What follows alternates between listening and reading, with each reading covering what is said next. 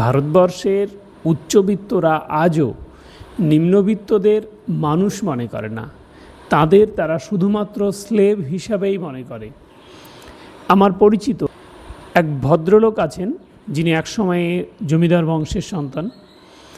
তিনি ব্লেজার পরেন না। কেন জানেন? তিনি একদিন হঠাৎ লক্ষ্য করেন যে তার ভাটায় যে কাজ করে একজন ট্রাক্টর চালক শীতের হাত থেকে বাঁচার জন্য ব্লেজার, পুরনো সেকেন্ড হ্যান্ড ব্লেজার পরেছিলেন। তার জন্য তিনি ব্লেজার পরেন না, কোট পরেন না। তার অহংকার কোন লেভেলের একবার ভাবতে হবে আমাদের, মানে আমাদের মতো সাধারণ ককরোচ শ্রেণীর মানুষ যারা আমরা তাদের। দিল্লি জিমখানা ক্লাব, অনেকে নাম শুনেছেন। এটা ইংরেজদের রেখে যাওয়া একটা ক্লাব। এই ক্লাবে 1946 সালের শেষ অবধি ব্রিটিশ ছাড়া ভারতীয়দের প্রবেশ অধিকার ছিল না।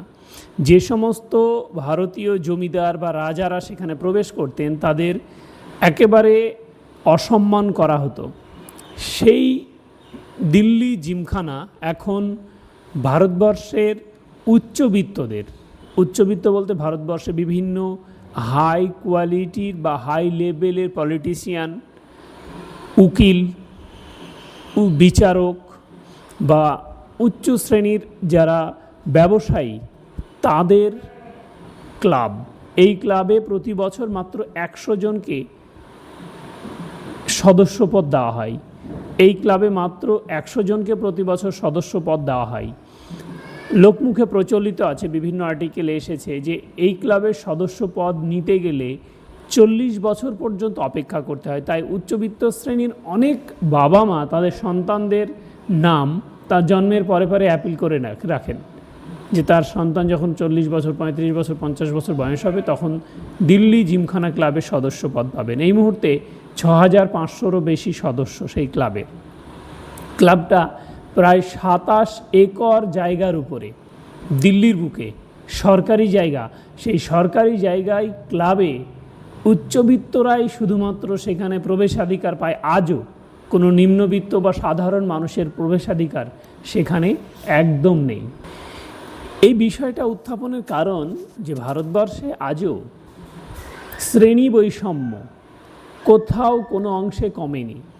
ভারতবর্ষের এই শ্রেণী বৈষম্য শুধুমাত্র কাগজে কলমে কমেছে, সরেছে, মানুষের মন থেকে এখনও সরেনি। তাই কথা আছে না যে জঙ্গল থেকে পশু তুলে নিয়ে আসা যায়, কিন্তু পশুর মন থেকে জঙ্গল সরানো যায় না।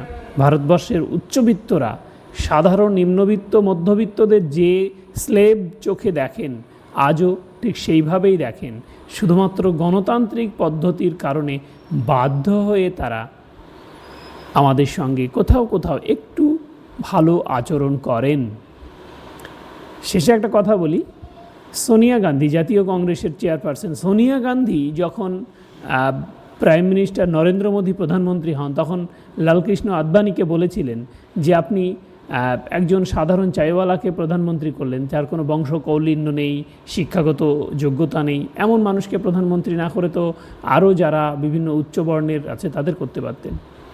কথাটা বলেছিলেন সোনিয়া গান্ধী, জাতীয় কংগ্রেসের চেয়ারপারসন। এই দিল্লি জিমখানার সদস্য তার সন্তান রাহুল গান্ধী সম্ভবত 2006 সালে তিনি সদস্যপদ গ্রহণ করেন।